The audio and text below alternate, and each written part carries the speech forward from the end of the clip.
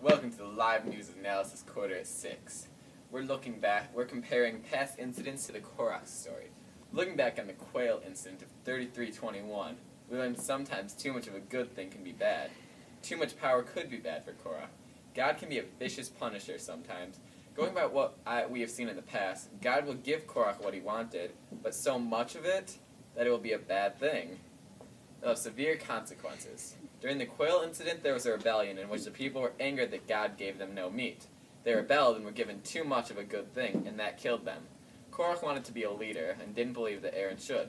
They both had their motivations, and it didn't work out for the past rebellers, so I think this will end badly for Korach. Taking a look back at the story of the spies, it's hard to imagine that anyone would want to challenge God's authority again. Korach is rebelling because he wants leadership, and the spies rebelled because they did not want to go to the land of Canaan. These stories are both alike because they didn't trust God's leadership or choices in who they chose as leader. One of the dangers of the rebellion is that God might kill them, just like God killed most of the spies. We're done. When looking back at the story of Miriam and Aaron complaining, it is hard to imagine how much they gossiped. They gossiped about and looked down upon Moses for marrying a Cushite woman. I can't even imagine what God would do to Miriam for doing this. Gossiping is a sin, but it's not a major sin.